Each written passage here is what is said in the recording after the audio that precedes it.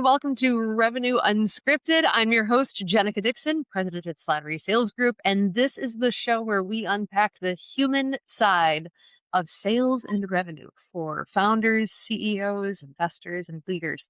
And today I am thrilled to be joined again by Steve Craig. And Steve is joining me from Soulmedics, where he serves as Vice President of Sales Central, supporting teams across the central US and Canada.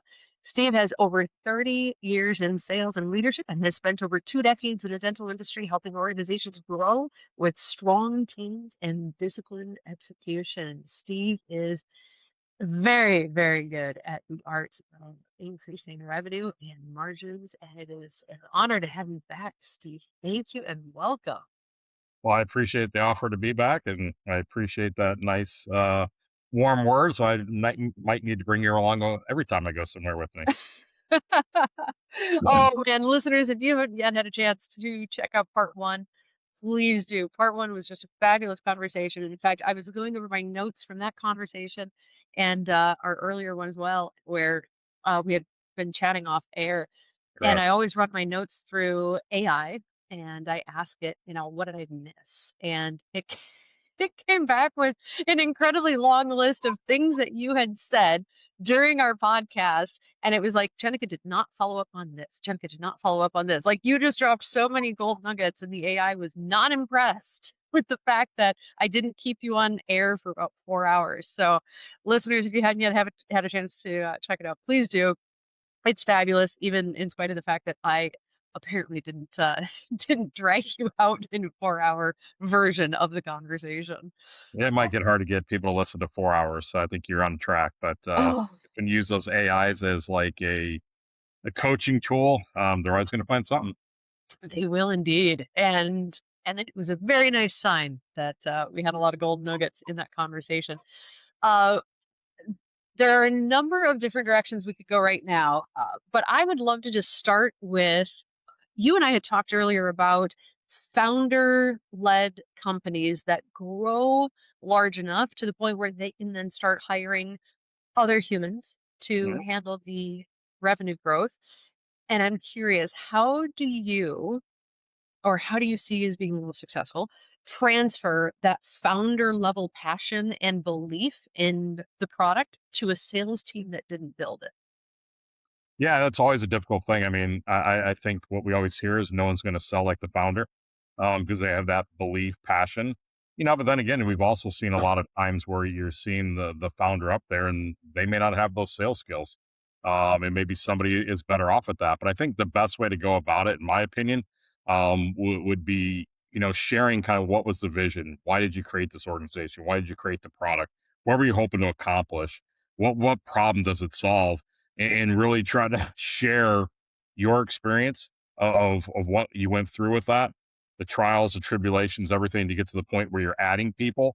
And then how do you kind of share that knowledge? But then you have to be humble enough to kind of back away and realize that they might do it a little bit differently than you.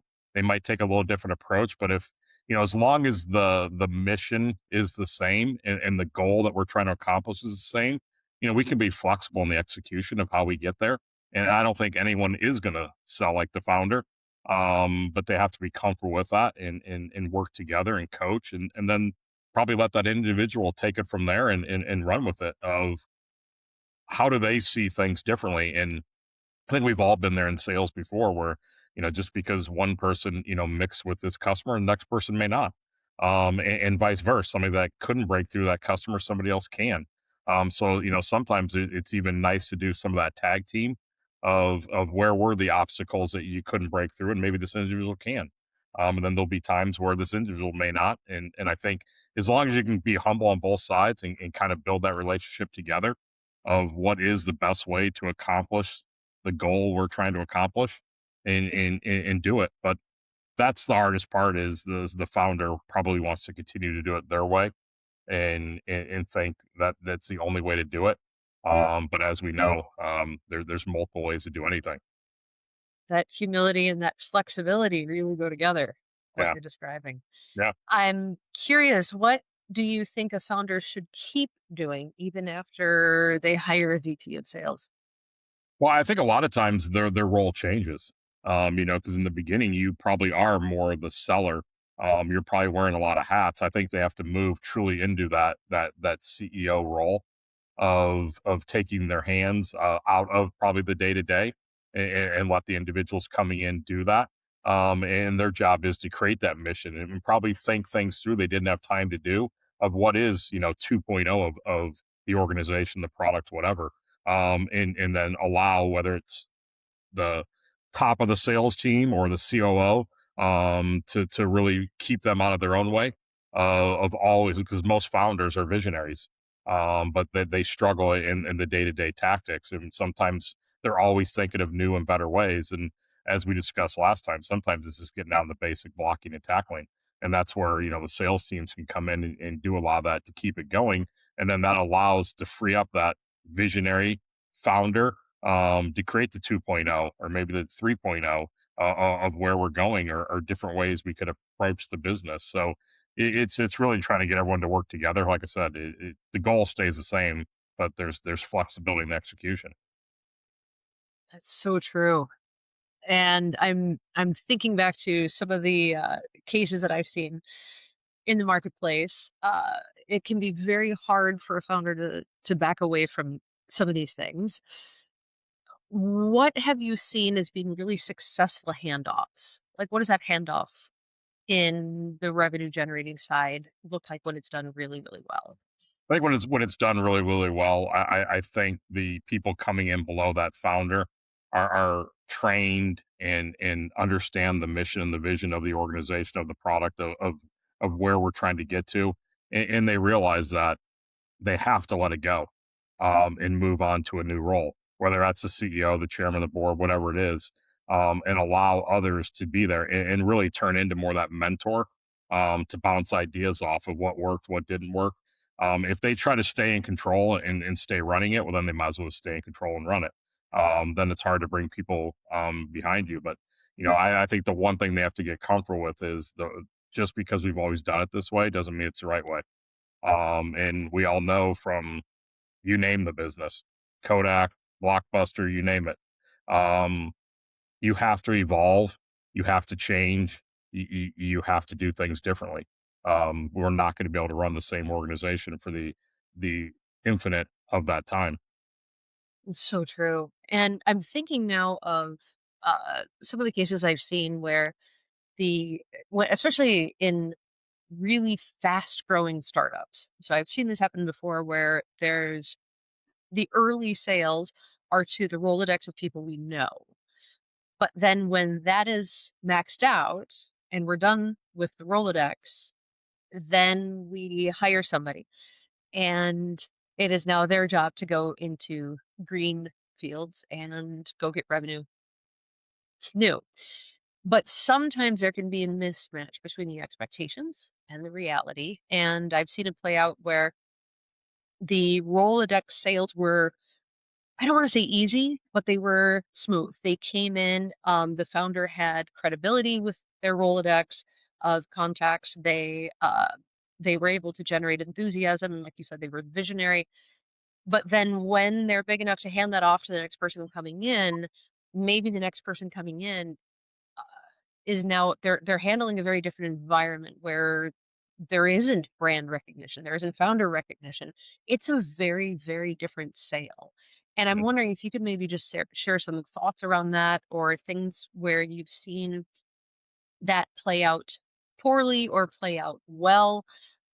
Because I've seen some things and I've come in, because we're a sales consulting firm, sometimes we're Yeah. called in after that handoff and the sales team is struggling a lot more than the founder and board expected because it's just a different sale. So I don't know if you have any thoughts on that. I'd love to hear your thoughts on that particular kind of handoff.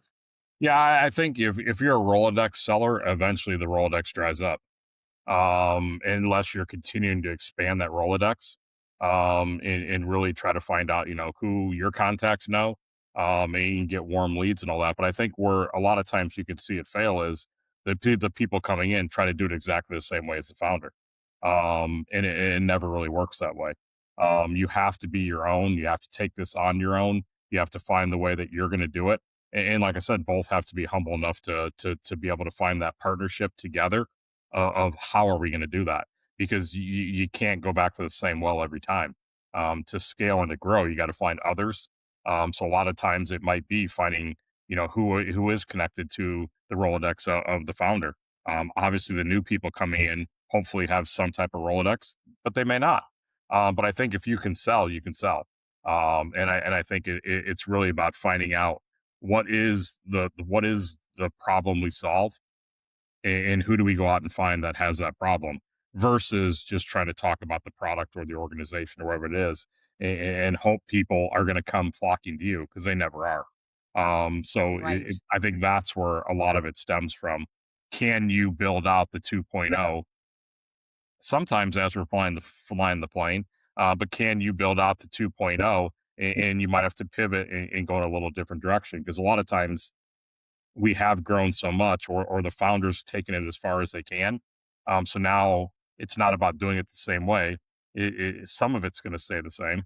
But like I said, we got to be flexible in how we go about executing that final mission that we're trying to get to for expansion, wherever that looks like, whether it's a different segment, different call point, whatever it is. That's where that partnership really comes into play. And I think that founder turns into a mentor and a coach. I love that. I'm curious to know your thoughts around hiring.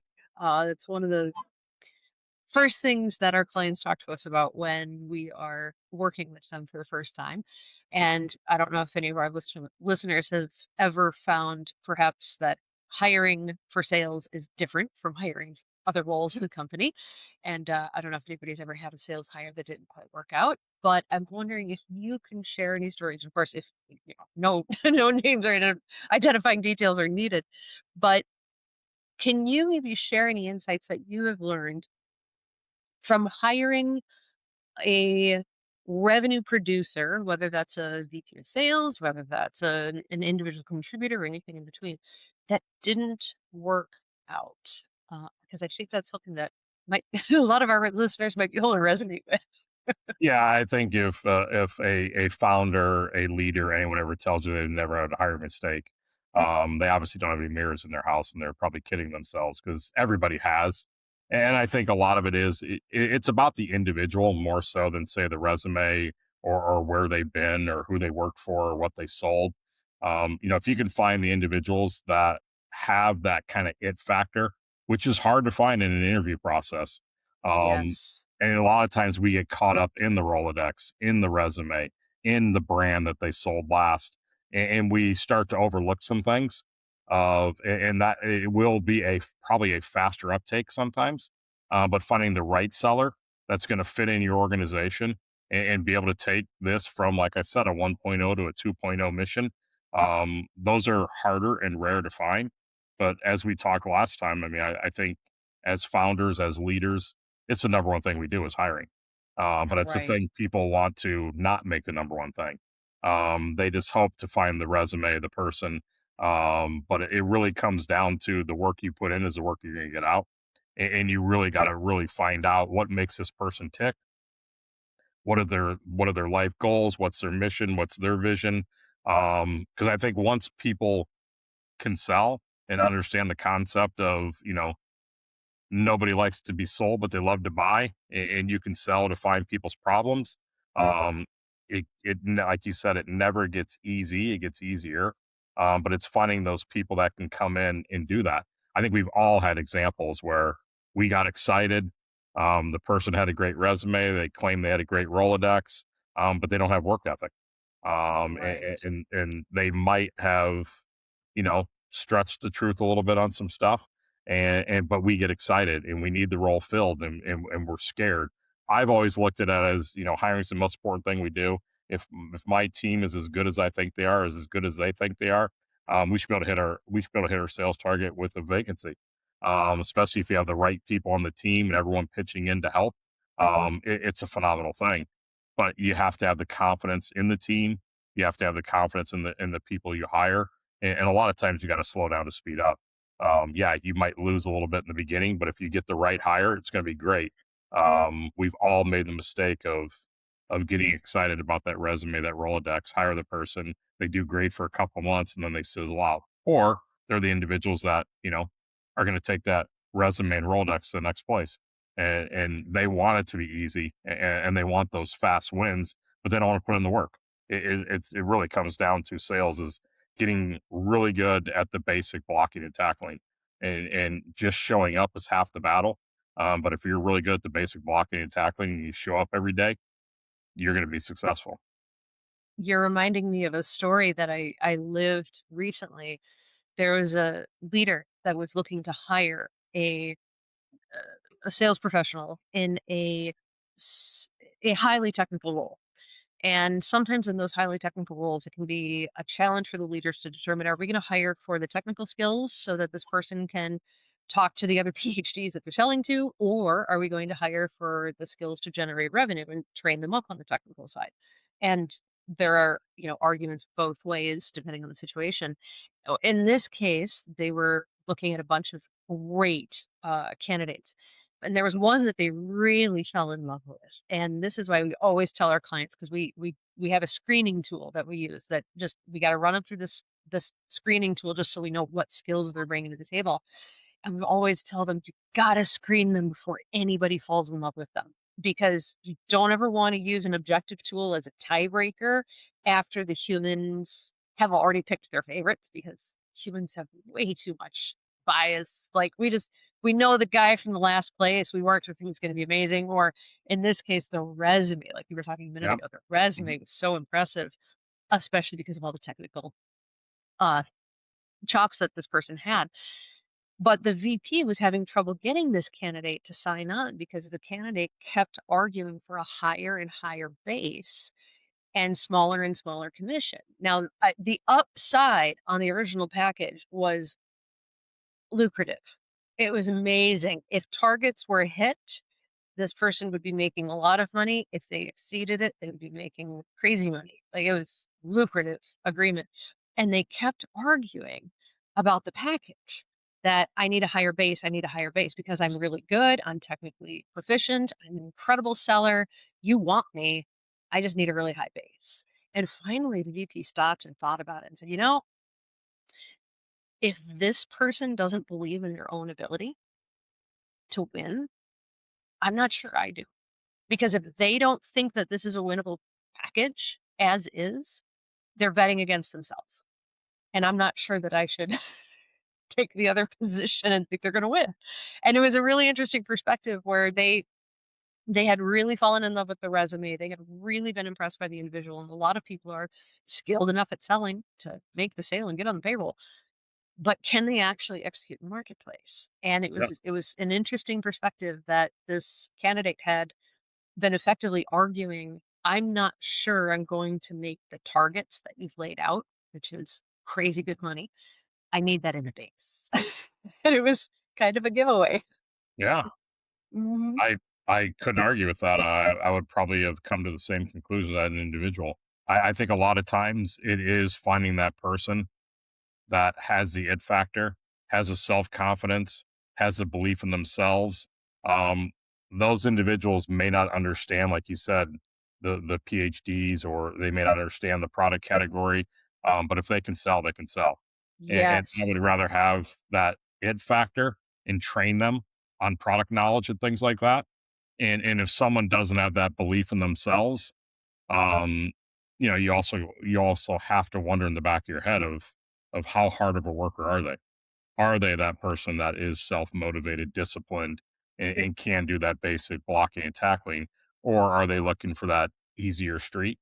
Like I said, it's never going to be easy, but they're looking for the easy way. So I would be highly concerned, as that leader was, about hiring someone in that position, because obviously they don't believe in their own abilities, because a lot of times on those, and we see it in dentistry where I play all the time, a lot of hygienists would rather be hourly than on a commission plan, Really? and they believe that I'm selling at that point. But if you really believe in what you're doing and you're helping patients, it's no longer sales. You're educating them of what it is, and really offering that. But if you have a belief in yourself, you'll way outperform on that plan than you will. And it's not about overselling and doing things like that. It's about understanding your patients. What are their needs? What are their wants? And can you confidently tell them, if this was my mother in the chair, this is what I would do? There's a big difference between that and trying to oversell. And I think that's the biggest fear with AI. I mean, in dentistry, we now have AI, diagnostic AI. Well, is that just going to cause more? Well, it's noticing things way before. So the benefit there is we have to have less invasive treatment because we're catching it earlier, versus thinking it's just going to, I hand you a hammer and everything looks like a nail. It's really Right. designed. So it's all about your belief system. Do you really, at the end of the day, want to help people? And can you have that conversation with them of, if I was sitting in a chair and you were treating me, this is what I would want. And I think that's where you really have to look at those individuals that can do that. And same thing, I've had this conversation with doctors many times. If they don't have that belief, whether it's your associate dentist, whether it's your hygienist, they obviously don't believe in their skills and their selling ability and all that. And I know we talked last time. I mean, in medicine, they don't like the word sales, but I don't know too many people that like to go to the dentist. So they have to sell themselves in the morning of why they're going to get up and go to their office. They then have to True. sell their team of why they need to show up and go to the dentist to see patients that probably don't want to be there. And then they have to sell their patients on why they need to go to the dentist and why they need to accept the treatment we're offering you. They always have the right to say no, it's their body. And I always tell them, you haven't even left the morning huddle yet. We haven't even seen a patient. We've been selling all day long. Yes. I was just talking to a client about this recently. We were chatting about how sales in many circles is a dirty word, which is unfortunate because what I love about sales is that it is basically, I mean, it is just this perfect little microcosm of free market exchange at Yep. its purest. We're asking somebody to do something differently Hmm. or something they're not doing right now. We're not the government. We can't go put them in jail if they don't do what we want. We're not the IRS. We can't confiscate their stuff if they don't Correct. do what I want. We're not the mafia. We can't go break their kneecaps if they don't do what we want. Like, the only way we can get somebody to do what we're asking them to do is with their consent and their goodwill. Like, that's it. We need their cooperation. That is selling in a nutshell. Everything that we associate with shady selling isn't actually selling. And that is why I love sales so much. It is at its heart just this beautiful little microcosm of free market exchange. And it's unfortunate that the negative side has been attached to it, but I think that's part of the reason why studies show that only about 3% of the workforce right now is even willing to do sales, to Hmm. do the work that is selling, and those are just the ones that are willing. So I'm curious, as you have had experience of filling teams and hiring and probably releasing as well. What are some early warning signs that you have found when there isn't alignment between the person and the role? Yeah, well, I think we talked a little bit about this last time. I think a lot of it is, save the notes in the interview process.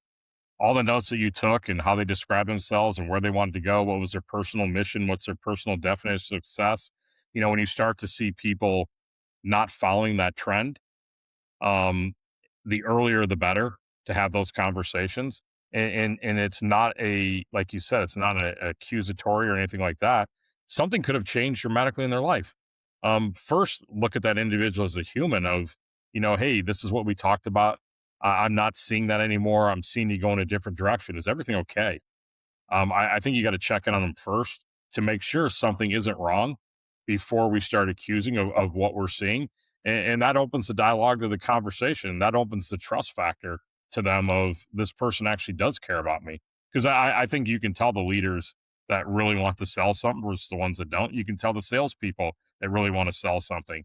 And just because somebody says no, if you're as good as you think you are, that shouldn't bother you, because it may not be right for them right now. Doesn't mean it won't be right for them later. But some people are going to push it to its limits to tell them that now is the time, which it may not be the time. So if you're confident enough to say, "Hey, I'm here for you. I believe this is the best thing for you," but you have to believe it's the best thing for you. So when you're ready, you'll know where to find me. And it's the same thing with your sellers. You have to let them know that you're here to coach, develop, and support them. And then, if nothing is happening that way, we need to take a different course of action. Like you said, if you're unfortunately going to release someone, and help them, seek excellence elsewhere, it should never be a surprise. We should be having those Right. conversations all along where a lot of times they're going to self select before you even get to that point, because they know they're letting you down. They know what they talk about in the interview process. As long as, like I said, something dramatic isn't going on in their lives, um, we can have those conversations. We can coach and develop them. And like I said, sometimes this may not be the opportunity for them.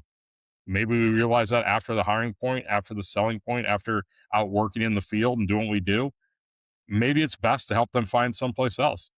You want disciples out there singing your praises as a leader, as the organization, all that. And I'm sure you have just as well as I, especially what you guys do on both the coaching side and recruiting side and all that. That just because somebody was incredible selling here doesn't mean they'll be credible selling somewhere else, and vice versa. And I've Right. seen a lot of people where I helped them find another solution, and they just took off and won President's Clubs. And what they always come back and say is the skills and everything we were kind of working on in the very beginning and getting down that basic blocking and tackling. They didn't like the product, they didn't like the organization. But all that comes back to them, and that mind memory that they built up allows them to be successful doing something else. And then there are people that will leave and not be successful somewhere else. Like you talked about, maybe like PhD. I think you talked about, maybe Yep. that's their arena. Now they're not selling to those individuals, and they struggle. But I think a lot of it's just looking at the human as a whole, and not just a seller, and really coaching, develop them to look at their customers as well. They should always be taking their shoes off, putting theirs on, and finding out how would they want to be sold to, how would they want to be treated. And I think, back to kind of what we do in dentistry, whether it's a tight margin or not, whether it's a good crown or not, whether it's a great place to implant or not, 90% of the public has no idea about your clinical skills, but they know how you made them feel. So Right. if you can really help them understand what this procedure is, how this procedure would help them, and also let them know if they choose not to do it, this is the complications that could come from that. Now you have people not feeling that commission breath, as we talked about. They realize that you really truly are there to help them, and you're that different seller. Um, We've all we've all met great salespeople. We've all met salespeople we hope to never run into again. But Yep. you want to be known as the first, not the second. Right. Oh, that's so true. That's so true.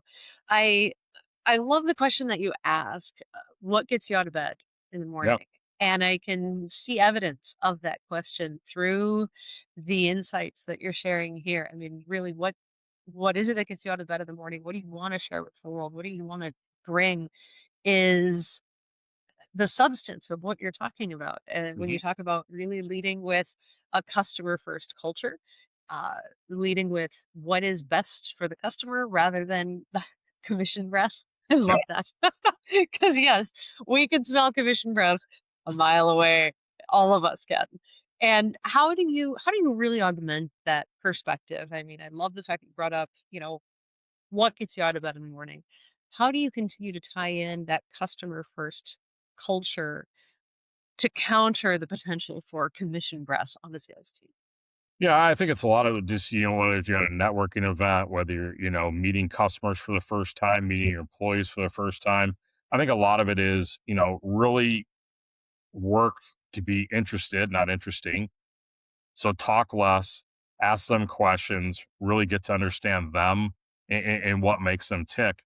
And, I think Lou Holtz said it best that, nobody wants to hear your problems because, 80% of them are happy you have them. The other 20% are so self absorbed they didn't even hear what you said.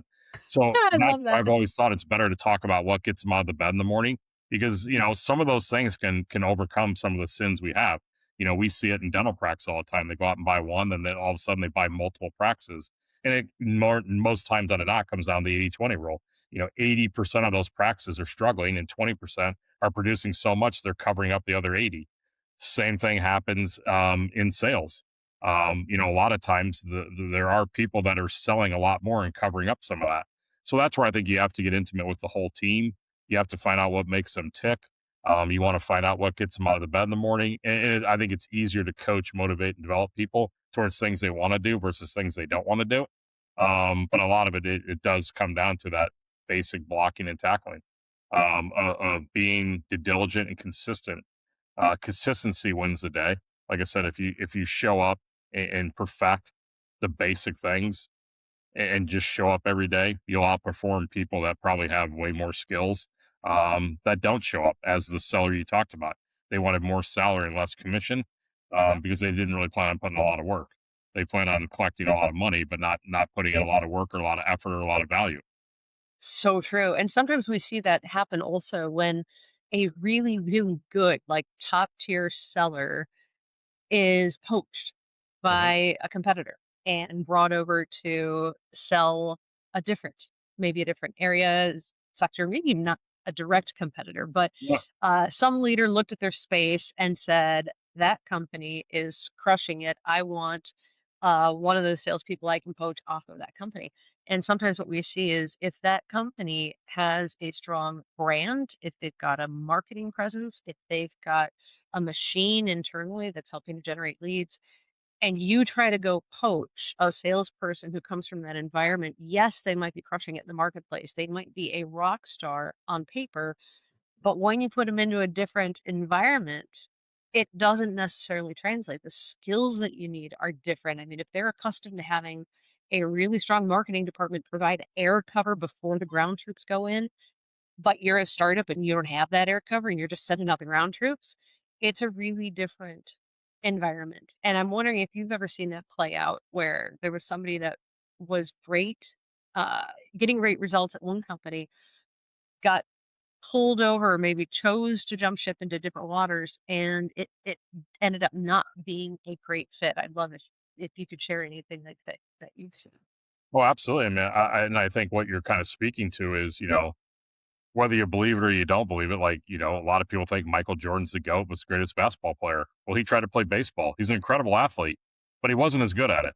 But in all intents and purposes, you look at him and you think he would, whether it's Bo Jackson, whether it's Deion Sanders, people that had some success at both, they never had the same success at both.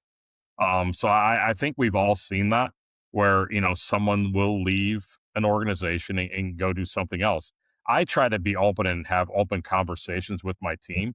If there's something they really want to do, let's have a conversation about it. And I'll weigh in honestly of yeah, I think that's a great fit and that'd be a great opportunity for you. You'd be crazy to pass that up. Like I said, as a leader, if you have the confidence that I can go out and find and I have a bench already built, then it's a little more comfortable doing that. The other flip side of that, I see a lot of founders and leaders make the mistake on is, they'll recruit somebody that came out of a different field and is highly successful. So then it's like, all right, let's get every leader to start recruiting those same people from that same profession doing the same thing. And what they miss a lot of times, it's again slowing down to speed up, is it might just be that individual. That's the individual Right. that can understand what it means that they love to buy, but they don't like to be sold. And in one field that might work, and in another field it won't. But a lot of times I see that too often, where especially like in dentistry, they'll hire a treatment plan coordinator from some field, and then they think, all right, we gotta let everybody go and hire all the people like that because this person's great. Well, that person's a great communicator. And what they realize is it's not about the hard skills, it's about the soft skills they developed. And they're able to have those conversations. They're more interested than interesting when they're throwing out treatment plans. I mean, we've all had it. We've had doctors, whether it's a dentist, whether it's a medical doctor, and they want to tell you everything about them. And you look at their website, their front office, most of it is designed to impress another dentist or doctor. Patients have no idea if that's a great medical school or not. They have no idea what that certification means on the wall, if what that training you went through means anything. And you look at their website, it's really there to impress other clinicians, not really to help those patients. But then you have the individuals that can break through, can find out that the person in front of me is that person. And whether it's our customers, whether in healthcare, whether it's our patients, at the end of the day, they vote with their feet, and they're either going to come see you or they're not going to see you. And majority of times it comes down to the feeling you gave them during that experience, more so than you're the greatest clinical dentist in the world. The patients don't know if you are or you aren't, but they know how you made them feel. And if you made them feel great, you'll probably do well. And we see it all the time. If you want to get, yeah, in the right residency or specialty in dentistry, you have to get straight A's. You have to be top of the class. But most of the dentists I've seen that are the greatest of building a business and scaling, they probably realize, yeah, I could stay up for 9 hours and study for this test and get an A. I could also not study as much, get a B, and really perfect my soft skills, my people skills, and they end up being the most successful ones in the long run. They learn how to talk to people, how to build rapport, how to build relationships, and it goes for the sales side as well. Um, those are the individuals that have that kind of it factor, and they're the ones that can kind of be that chameleon in the right way to Right. sell just about anything versus the chameleon in the wrong way. I mean, we've seen a lot of people that we know that everything they say is fake and it's not real, Yes. and Hmm. that's not good either. So, but like I said, I think a lot of it comes down to understanding people and really trying to figure out what makes the individual in front of you tick, whether that's a customer, whether that's employee you're hiring. That's where you're going to see how I can help coach, develop, and mentor this person. I love that. It's funny. We just did a training series event on this very topic. And at Slattery, we teach a lot of communication, a Hmm. lot of nuance, because you can have the greatest product in the world, but if your sales team is going out and they are jerks in the marketplace, I don't care what the business case Yep. is for your product or service, nobody's going to buy it.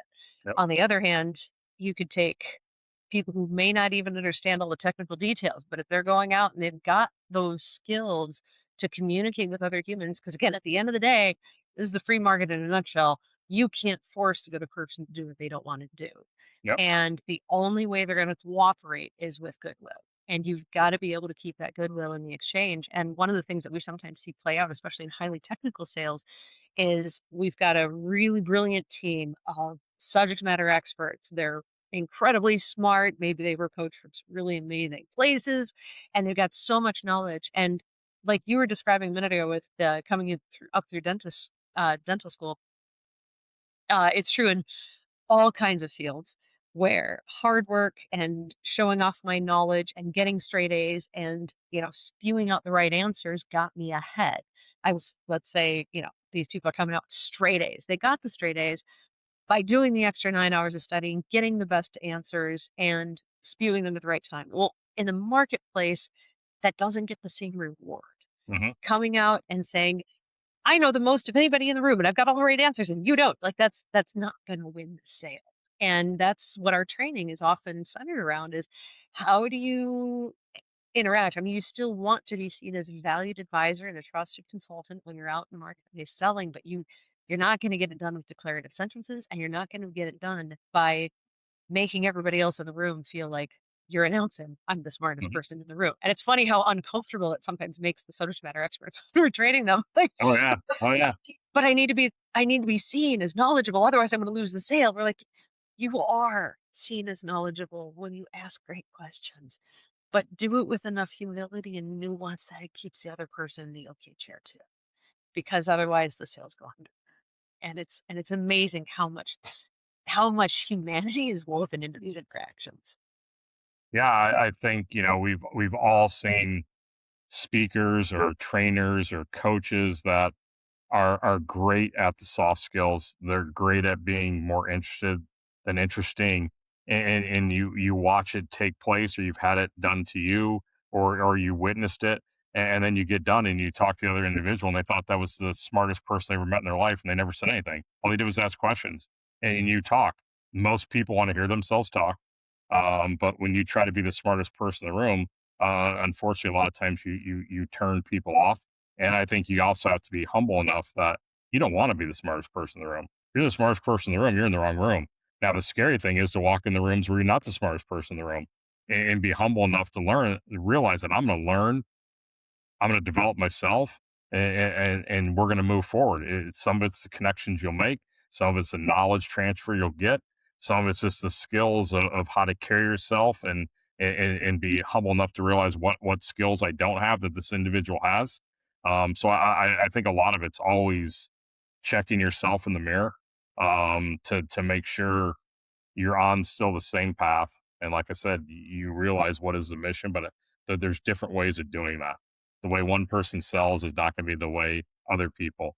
And I tell people this all the time. It's you can learn just as much from a poor leader or a poor seller as you can from a great leader and a great seller. Now, granted, it's a little different. It's not how do I copy that, how do I perfect that, how to repeat that. It's I got to make sure I never do that again. And then Those are great lessons, though. yeah, we've all seen that person that wants to be the smartest in the room, wants to tell everybody that. And we see that all the time in medicine. Most of the time, they try to tell so much at a high level that they confuse people and talk them right out of the procedure because they're Yes. more confused when they walked in. And then, we always ask, why did they go to WebMD to figure everything out? Well, because it's not going to probably talk them out of the procedure. Right. That's a very good point. A confused prospect won't buy. I No, remember my dad saying that to me many years ago. they'll Confused buy from prospect. somebody else, Yeah, that's true. They will. They will buy from somebody else. whoever gives them clarity. Yes. And I'm curious when let's talk about the price of excellence for a minute. So let's say that we've got an incredibly skilled sales professional on our team and they are doing a great job. Uh, and they're generating wonderful revenue. The natural next step in many organizations is to promote them Mhm. to leader, where they are perhaps carrying a bag still, perhaps not, but now they also have responsibility for leading the team. And I'm curious to hear your thoughts on this because I have seen this go badly many times in the marketplace because an individual contributor who's doing a great job as an individual contributor can probably make the company a lot more money than if you take away some of that quota and put them in a very different role. I Yeah. mean, playing and coaching are two different things. So can you talk about play times when you've seen that go well, or maybe to learn from the negative side, times when you've seen it not go well? Like I said, I think a lot of it again comes down to the individual in front of you. Do they have a we mindset or a me mindset? I mean, a lot of times, if you're honest with yourself, you know right away if somebody should. And then on the flip side is, as a world, we do a very poor job of training people for the next role. We don't preliminary walk them through what the next steps would be. We don't ask what the next step would be. A lot of times we take the number one seller and promote them up. They may have no interest in doing that. They have no interest in being the leader, but they kind of feel caught. Or they Yes. think that is my next step. It's what I should do. That's where I think you need to have those open, healthy conversations at the very beginning. And we've all seen it where, the number one seller got promoted up and what all they talk down to people again, want to be the smartest person in the room. Everybody has to sell like them. Everybody has to do it like how they do it. But I think if we're honest with ourselves and say there's 10 people on the President's Club trip, I guarantee you all 10 of them sold differently, called on different call points, even though it's the same profession. We're all doing the same thing and went about the business completely differently. And it doesn't mean it's right or it's wrong. It's they were able to figure out what is the mission and how do we be flexible and how we get there. I might do it this way, that other individual might have done it the other way. But I also think organizations own a little piece of that too, because we're not very good at training people for that next level position. We just hope they'll be able to figure it out on their own. And I think a lot of times that comes from, this is the way we've always done it, or it comes from, like you said, this person's the smartest, they know everything, so let's just promote them because it's easiest to do that. Even though, like you said, it might hurt the organization, they might be better in the role they're in now. And I think a lot of times, where you ask, have you seen scenarios where it's been negative? I've seen scenarios where someone has been promoted in that role, whether they worked at my organization or different organizations or people I knew, and they had no idea that they were going to make less money, and they're not a we versus me. And Oh, they want to see wow. how fast they can get back to their old role, or 9 times out of 10, they leave to another company to do the same role they were doing before. Um, because that's what they love to do. That is what gets them out of bed in the morning. But there are others that what gets them out of bed in the morning is coaching, developing, and training people. If you have a passion for that, you're going to be successful. Now, some of that is you also can't blame everything on an organization. You got to develop yourself. So there are plenty of things like you guys do sales coaching, well, there are leadership coaching. There are things you can do on your own pocket to get you there. The organization provides it, fantastic. But you also can't blame others because every day it's you against you. So how do you get a little bit better than you were yesterday? Some of that's provided by organizations, but majority of that's provided by yourself. And I think, with anything in life, we choose our hard. So a lot of times if we promote that number one seller, we probably chose our hard because if they don't have a we mindset, it's going to be a tough road. And you might just not have promoted the number one seller out of selling every day. You also might have just opened the door for every other person on that team to walk away because they don't want to work for a leader like that. We talked last time about the A and B players. Well, a lot of times those A players are lone wolves, and nobody Yep. talked to them before, and now you're forced to talk to them, or they try to take over the call and sell everything, and they never show up for their one on ones, and they're still selling. I think you see it all the time in the military or the Art of War book or however you want to look at it. Is like a lot of times they don't feel somebody can be a peer one day and a leader the next. Right. So you really have to take everything into account. Now, there are plenty of examples where people can do that, and there's plenty of examples where people can't.